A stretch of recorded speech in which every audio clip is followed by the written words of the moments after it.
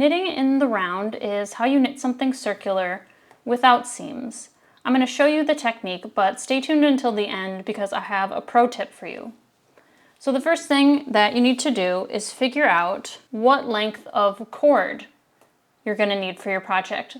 Most patterns will just tell you, but the thing to keep in mind is that if you're unsure, picking a shorter cord is preferable to a longer one, because if your cord is too long, it's going to be painful to knit that way at best, impossible at worst. So cast on the desired number of stitches, and you can use any cast on that you would like. I'm going to use just a traditional long tail cast on.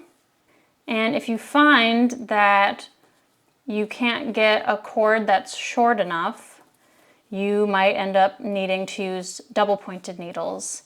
And I'll link to my video in the description. Actually, I'll put links for all the techniques I'm using here today, even like the knit stitch and casting on. And actually cast on your desired number of stitches, but add an extra one because that is how we will be connecting our stitches for the seamless join. When you're all finished, we want to make sure that our stitches aren't twisted before we join them. So if you take a look at this ridge right here, we're going to make sure that that ridge stays all along the inside. And you can see right here how it's twisted. You see the ridge twists underneath. So just make sure that you've got that all facing the same direction like it is here.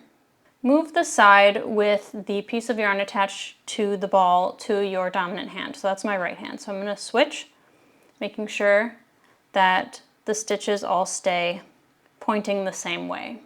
And now we are going to join the stitches, and this is where that extra stitch comes in.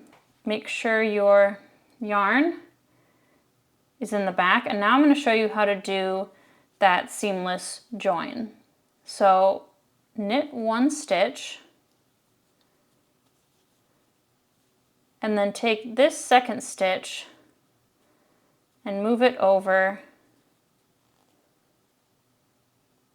and drop it off the needle. You might have to tighten that up. Just before you move on, actually, check now that you've joined that your stitches still are facing the same way. They should all be on this inner loop. So this is very important. Make sure you have a stitch marker to mark the beginning of your row. And remember, we already knit this one, so we can put that in between those two stitches. If you don't have a stitch marker that opens, you can transfer the stitch back to this needle, put the marker on, and then transfer it back. And then you just start knitting all the way around. Something to know about knitting in the round, either with double pointed needles or circular needles, is it's going to change your stitch pattern. So for example, knitting stockinette flat, you would knit one row and then purl the next. In the round, you're going to knit every row. And if you want garter, you're going to knit one row and then purl the next. You see how I'm just kind of moving my stitches along to create a little more slack over here. It's going to loosen up as you go along. So here we are a little further along, and you can see it's loosened up on the cord a little bit, and you can see how it's all perfectly joined together. So go ahead and bind off like you normally would. I'm going to show you how you can make the ends look nice and neat. So this is just the long tail bind off, and when we get to this final stitch, go ahead and cut.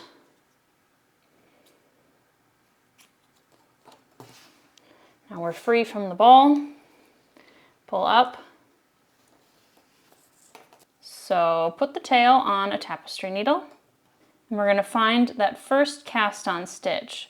So you can see kind of this V shape here. It's easier to see the V shapes along the ridge, and so you can kind of follow them and then you know, we've got sort of this situation going on.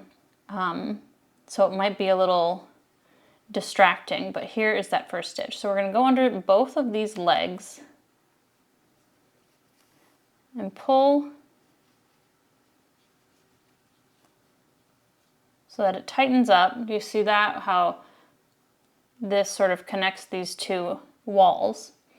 And now we're going to find the stitch, the last stitch on this side. And again, if you are having trouble, you can follow the V's across the ridge. And we're going to go through this stitch and just through one leg. It's going to be this leg here that is closer to the wrong side of your knitting. And then you can tighten it up and see how that brings those two edges together and makes that nice seamless join. And then you're going to go ahead and weave in your ends. I have a video on how to do that as well. And I did not forget that I owe you a pro tip, so let's get to that.